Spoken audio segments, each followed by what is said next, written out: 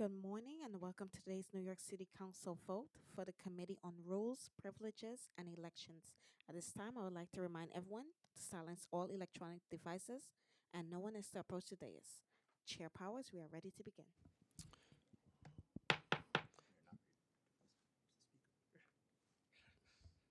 Okay. Okay, we're going to actually just pause for 1 second. We're waiting for the speaker.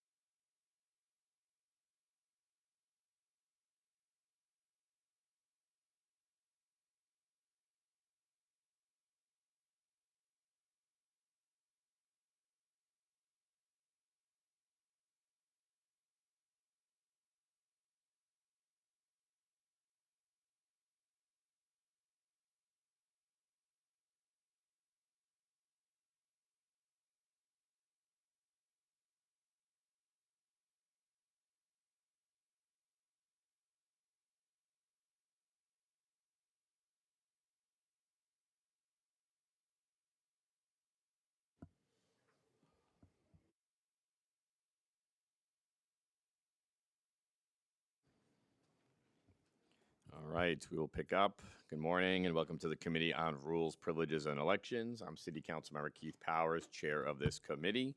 Before we begin, I'd like to introduce the other members of this committee who are present. We're joined by Speaker Adrian Adams, Council Members Salamanca, Ayala, Brooks Powers, Sanchez, Brewer, Hudson, Brannan, and Councilmember Farias online. I'd also like to acknowledge the Committee Counsel, Jeff Campagna. Today, we are voting on pre-considered resolution 1058A by the Speaker and Majority Leader Farias, titled "A Resolution to Amend the Rules of the Council to Improve Clarity and Consistency with Council Practices and Precedent." The committee held a public hearing on this resolution on September 22nd, at which one member of the public testified. We also will be voting on a pre-considered resolution to make changes to chairs and memberships of certain committees. Before we vote, I would like to recognize Speaker Adrian Adams to speak on the resolution. Thank you. First time up here in this lovely room. It's beautiful. Good morning, everyone, and thank you, Chair Powers, for your introduction. Today, we are voting on an amended resolution to update the rules of the Council. These amendments are not an overhaul and have been the subject of discussions with Council members and external stakeholders for over 3 years, with input gathered and incorporated. The vast majority of the revisions clean up and reorganize the rules so that everyone can understand and use them. The rules of the Council at their most basic level establish what Council members, staff, and the public can expect with respect to their rights and responsibilities in the conduct of the Council's business.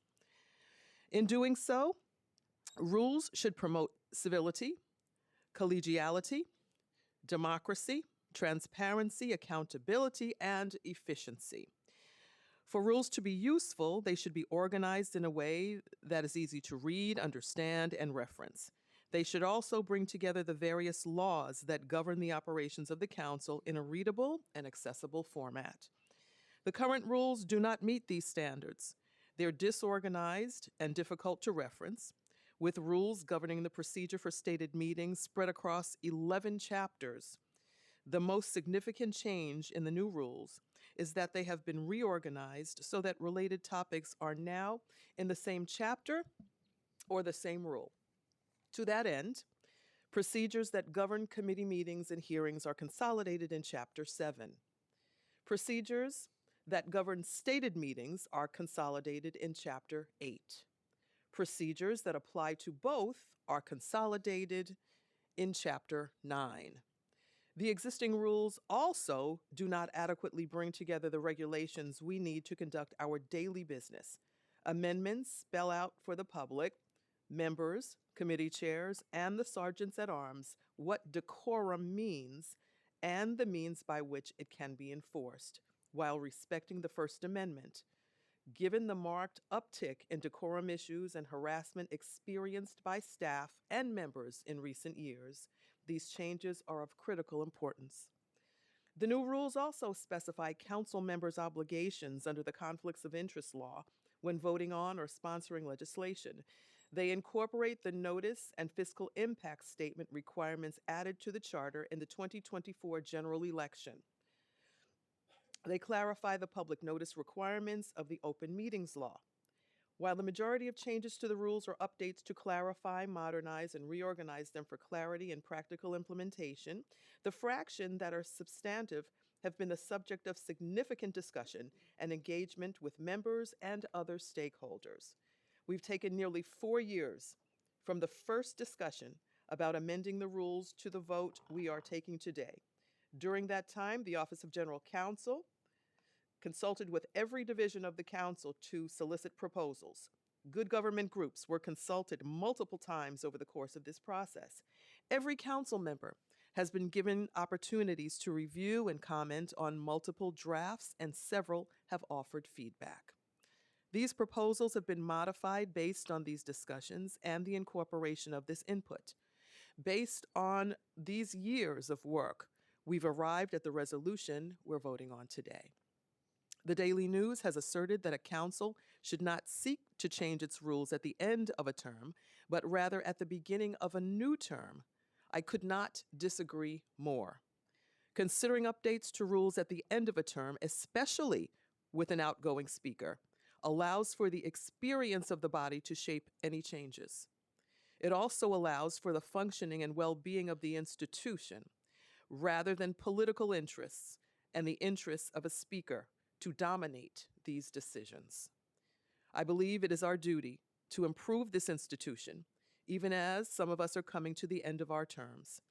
That is how I have led. We make these changes knowing that the next council can make any others it desires, as the rules allow them to do so at any time. I want to thank everyone who's given feedback on these rules and have been a part of this effort. I particularly want to thank the council parliamentarian, Jeff Campagna, and our general counsel, Jason Otanyo, for all of their hard work on this process. I urge all of my colleagues to vote aye. Mr. Chair, I yield. Thank you, Speaker. I'm going to now call on the clerk to take a roll call vote for the items on today's agenda. Good morning, William Martin, Committee Clerk. Roll call vote, Committee on Rules, Privileges, and Elections. Both items are coupled. Chair Powers. I vote aye. Salamanca. I know. Ayala. Aye.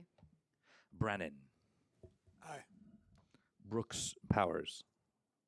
Aye. Brewer.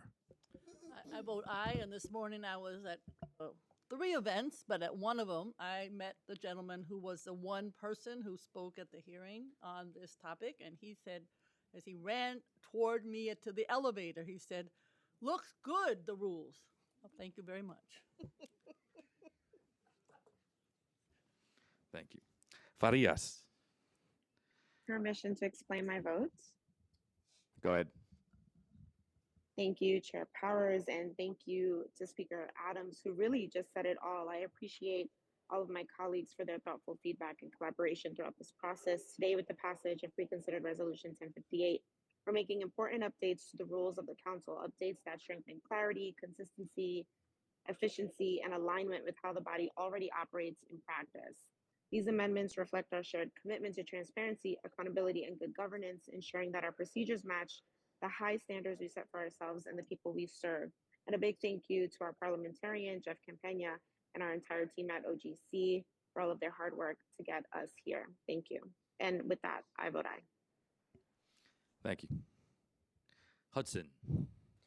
I vote aye, and also want to thank the general counsel as well as the parliamentarian and the speaker and her entire team for really hearing the feedback from colleagues and making sure that these rules pass with much support. So thank you.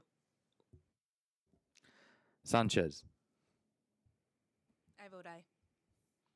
Speaker Adams. I vote aye. With a vote of 10 in the affirmative, 0 in the negative, and no abstentions, both items have been adopted by the committee. And Mr. Chair, that is a full committee. Thank you. That concludes today's business. This meeting is adjourned.